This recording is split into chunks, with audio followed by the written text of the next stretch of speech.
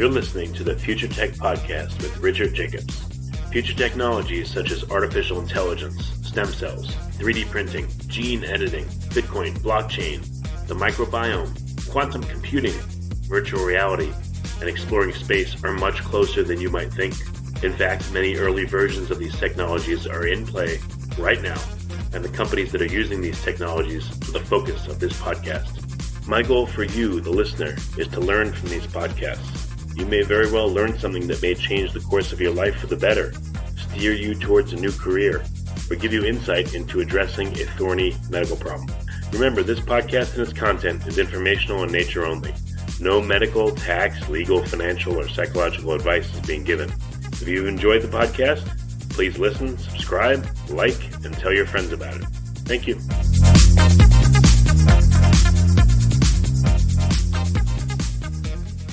Hello, this is Richard Jacobs with the Future Tech and Future Tech Health podcast.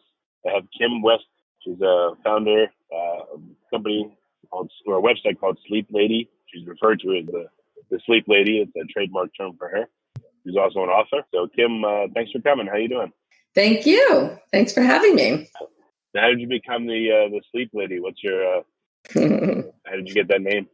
Well, I've been a family therapist for over 25 years. And when I started to work with babies in sleep over 20 years ago too, I had a client who was 3 years old, and I was calling to check up on how his sleep was going with his mom. And he heard me talking about him and his mom talking about him. And he actually gave me the name. He said, "Mommy, are you talking to the Sleep Lady?" And I said, I like that. But how I became the Sleep Lady was when I was pregnant with my first daughter, and my older brother and his wife had just had their first son who wasn't sleeping, and they were a wreck. They're stressed out. They were feeling like their work performance was being affected. They were saying things like, "I'm never having any more children."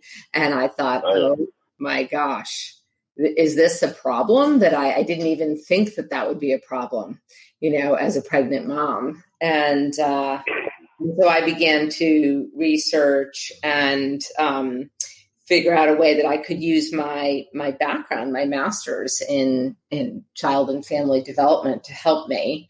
And of course, I actually had the baby and had to, and I got some bad advice, unfortunately. And so I had to kind of go inward, figure out another way to do things differently. And I really wanted to, at that time, there was only one method, which was Ferber, what they call in the United States Ferber. Other parts of the world, they call controlled crying. I call it time check. What is it called? Ferber? Ferberizing. Yeah. Ferberizing. Yep. Because Dr. Richard Ferber was the first author and first doctor. Oh. Yeah. And unfortunately, it was like raising a fervor, F-E-R-V-O-R. But it was Ferber. No. Yeah. I mean, my understanding is that he doesn't love that his name has become a verb. And so I try to call it maybe maybe he was the one that made the Furby. Yeah, right. No, I don't think so, but that would be funny. His method is basically called graduated extinction. So where you put the baby in awake, you leave them and you check on them in timed increments. And then the other method is really become popular by Dr. Weisbluth, and that's full extinction. Put the baby in the crib, leave the room, don't go in all night, no matter how long they cry. And I was uncomfortable with two of those two methods. I also know that they don't always work, because never does one thing work for everything. And because I'm such a supporter of a secure attachment, I came up with a gentle method that we're referring to as parental fading. So you don't leave your baby or child to cry alone to go to sleep. Right. Okay. Yeah. So what's the method look like in comparison? Yeah. So you put the baby or child into their bed awake, right? We all kind of say that. And then you stay with them and you stay and offer, physical and verbal reassurance, even pick up to calm if needed. And you do that at bedtime and each waking at night until they're asleep. And every 3 nights you move farther away from the bed. So therefore you're doing less and less as your child begins to incorporate the skill independently. So it's just an option, just like all the other methods. My method, which has been coined the Sleep Lady Shuffle, is, not a one size fits all. But it's an option for those parents who don't want or can't or tried more crying out methods and it didn't work. So I feel like parents really, really need those options. And because to be consistent, once you start sleep training, you really need to pick the method that you're going to be able to follow through with consistently. And that's the right match for your child's temperament and your family philosophy. But what happens if you're getting further away and being there less, and then there's the bad night, the kid's sick, or for some reason they're just, nothing calms them down, they keep crying. What do you do then? Do you move closer in a few steps and reset? Do you reset all the way, or what do you do? Yeah, well, some of it obviously depends on the details of how long the parents have been sleep coaching, what's the age of the child. But in general, I would recommend that if a child gets sick in the middle of sleep training, I'd have you, move closer. Or if you're already sitting close because they got sick in the first 3 to 4 nights, then I might have you stay in that position longer. So sort of pause, if you will. Okay, gotcha. And this is mostly for newborns, or what about older children? No. My book goes from, I talk about babies under 6 months, but I really don't recommend full-on night and nap coaching until 6 months. Sometimes you can start a little bit earlier, but really each baby under 6 months needs to be assessed. But it's 6 months to 6 years of age. Okay. I personally worked with older kids in my practice as a therapist. But if you're talking about just straight up behavioral sleep problems, that's the age group that my book covers. With older kids, what happens if you have rule out? Yeah, what if there's an older kid that something happens, they have a traumatic event, they start wetting the bed or not sleeping or having nightmares? For a child over 6? Yeah. Yeah. Sorry, I didn't hear the beginning of your question. So for a child over 6, one of the reasons why I don't address that in my book, but have addressed it in my practices, sometimes you have to rule out generalized anxiety disorder, or if they had a traumatic event, PTSD, post-traumatic stress disorder, and they may need some even short-term psychotherapy. You don't want to, you have to address a potential underlying problem. The other thing that also gets missed with behavioral sleep problems is sometimes they are coexisting with an underlying medical sleep problem. So allergies, asthma, in particular, the medication to treat asthma, reflux, restless leg syndrome, obstructive sleep apnea, even with some older children, narcolepsy. Okay. Do you recommend that, if you suspect your child's having a problem, to maybe sit with them after they go to sleep and watch them for a few minutes and see if they're snoring or if they're thrashing or doing things, and maybe a couple times during the night? I always recommend it. Sometimes it's hard to know that because we often will, for instance, snore in REM sleep, which is later at night. But certainly if a parent's really concerned and they don't have a monitor, they could either get a monitor or borrow a video monitor and watch their child that way, or they could sit in the room if they felt comfortable. But I always have parents, before we start sleep training or coaching, get what I like to call the green light from their pediatrician. so that we've done at least as much due diligence as we can. And then in my history form that every parent fills out before we start sleep training, there are lots of questions to help them rule out and to help me know whether they need to be referred out. For instance, common signs of even just obstructive sleep apnea are sweating, particularly in the head, snoring, mouth breathing, restless sleep. Those are the top. You said pickling of the head? What does that mean? No, I said sweating, yeah. particularly on the head. Oh, particularly particularly on the head. I think you said pickling of the head. I thought that was a new phenomenon or something. Okay. particularly head sweating. Okay. Yeah. Right. Yeah. What ages have you seen these things happen? At all ages, or is there a more typical range where it happens? The underlying medical, or the medical. Well, both the medical stuff, the underlying medical, and then just the weaning and the self-soothing of being able to sleep on their own. So the youngest age I've ever seen a baby with obstructive sleep apnea, as opposed to some of the kind of apneas a baby can have when they're premature, is 9 months of age.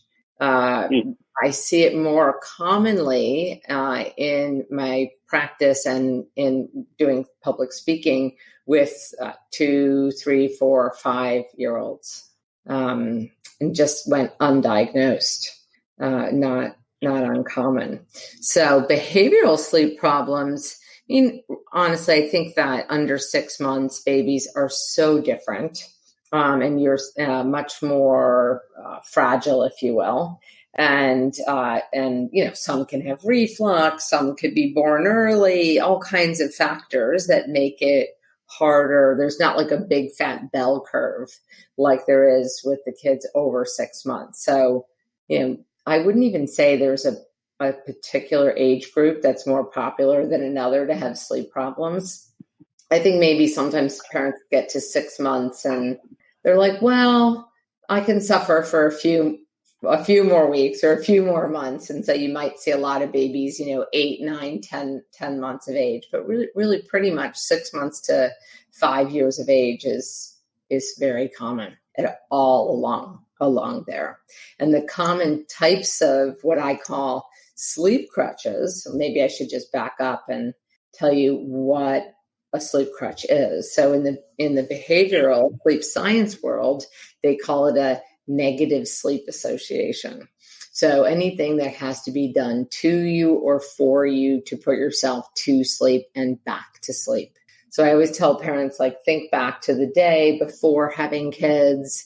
Maybe you and as a woman before being pregnant, because lots of women have disturbed, sleep problems, reflux as an example when they're pregnant. But think back when you had to go to bed earlier. Let's say you get a really early flight in the morning, one of those 6 a.m. flights, and you tried to go to bed earlier than you normally do. So maybe you took a warm shower, maybe, read a book, maybe did some yoga, deep breathing, and then you had to still do something to turn your thoughts off at night. So you really are actually doing something to help yourself go to sleep. It really is a skill. And then you have to apply that during the night, because we all have what's called partial arousals as we cycle in between REM and non-REM sleep. So do our babies. Their sleep architecture develops in the first 2 years of life, so it mimics an adult. But either way, they have REM and non-REM. And so when you cycle in between, this is when you may have a partial arousal. We largely don't even wake up for them, you and I, if we have good sleep, and we don't have any negative sleep associations. But if you did, you'd wake up and you'd need whatever it was done to you to help you get to sleep to begin with. So if a child is, let's say, rocked to sleep, in a parent's arm at bedtime. They rock the baby totally asleep, put them in the crib, kind of sneak out of the room, hope they stay asleep. And then every time they wake up in between those partial arousals or those sleep cycle transitions, they're going to need the parent to come back in and rock them back to sleep. And so this tends to get worse and worse over time, often. And I also find that parents start adding on new sleep crutches, like, oh, I used to be able to nurse you to sleep and put you down and everything was great. And then I had to start nursing you and rocking you. And then I had to start nursing you, rocking you, and bouncing you to get you to sleep. And before I know it, I'm doing this for half an hour and I put you down the crib and you still wake up right away. And that's usually when the parents are calling me or one of my gentle sleep coaches and saying, nothing we're doing is working anymore. We need help. Our child's getting up, 6-8 times a night. And why would the crutches need to multiply in the first place? And why do you think that happens? I think it's sort of like it's like that loses its strength, or we build up a tolerance, if you will. Now that's not true for all children, but I have found it to be common. I think part of it is because it's kind of loses its strength, if you will. But also our kids are just getting smarter. After a while, they figure out like, oh, so you're going to put me down when I'm just about asleep or almost asleep. And I figured that out. And then I wake up and I'm upset. And then I want you to pick me back up. So super common. So what's the solution? Do you vary the crutches? Does that work better, or do them in a different order, or what do you do? Well, usually we just have to wean off the crutches. So we always have to put our children to bed, or at least this is the goal. The first goal in sleep coaching is to put your child down awake at bedtime after a soothing bedtime routine, after a great day at apps, any way you can get them, and an early enough bedtime, really getting that. We can talk about this too if you want, that sleep window, right? That's in sync with the circadian rhythm. And then we help them and stay with them while they're learning this new skill, which can be super frustrating for them. You can imagine they're not going to, if they're pre-verbal, they're not going to understand why you're changing your ways. And then if they're verbal, they'll be upset, they'll cry, and they'll have words for you. Like, no, mommy, I can't do this, or daddy, lay down with me. They don't understand why you've decided to suddenly change the routine. So you just have to let them cry through one session of this, or how many times? Well, it depends on what sleep coaching method you use, right? Extinction, graduated extinction, or parental fading. So, if you use my method of parental fading, you would stay with your baby or child. You'd offer physical, patting, shushing, humming, singing. It's okay, honey. I'm here for you. If they get really hysterical, a hug, a hold, a pick up to calm, a put down, really trying to help them. And over the first 3 nights, doing less and less as they start to learn the skill. And all of a sudden, a lot of parents will say, oh my gosh, he's started to pull it on his ear, or rub the sheets, or lift their legs up and plop them down. And you see them starting to learn what makes them feel good and helps them go to sleep themselves. It's really empowering. I remember I used to lay with my kids, and I'd turn out the lights, and my son would say, I can't see. I said, you're not supposed to see. Go to bed, Uh-huh. So maybe just hanging out with them in the darkness, with no radio or TV or any of that stuff, or phones.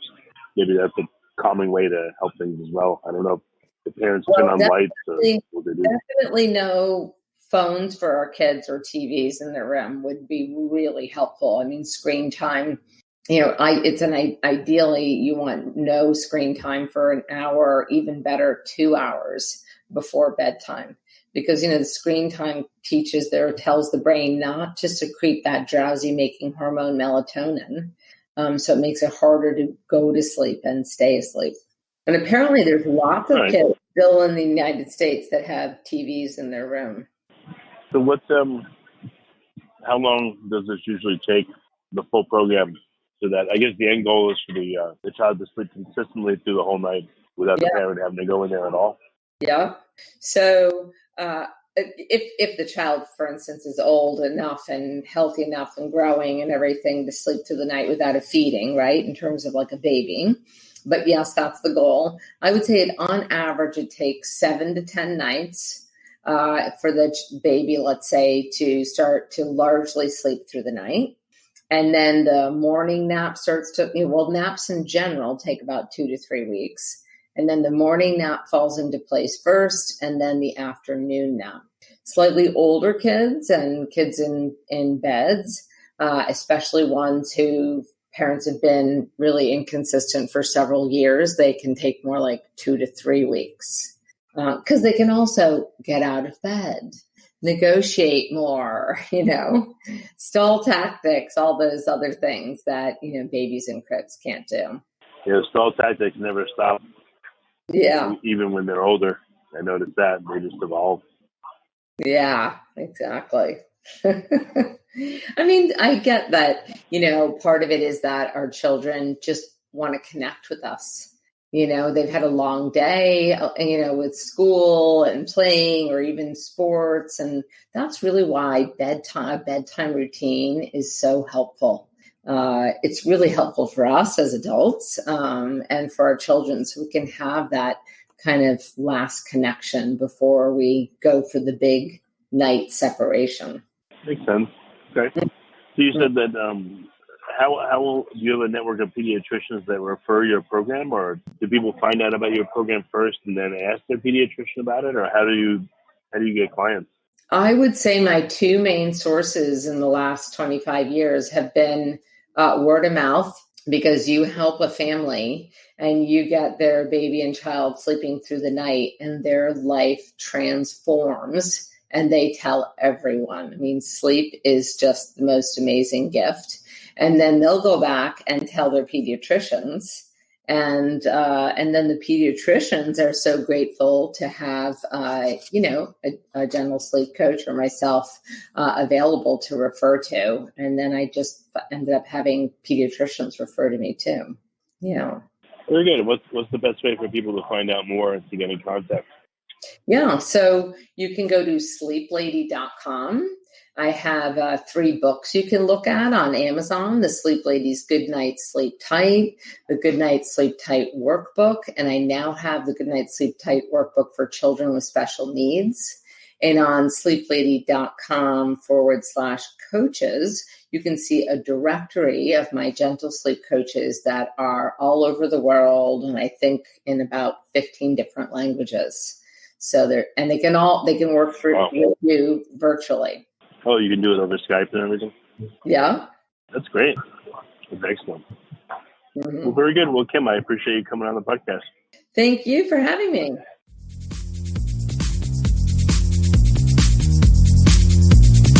You're listening to the Future Tech Podcast with Richard Jacobs.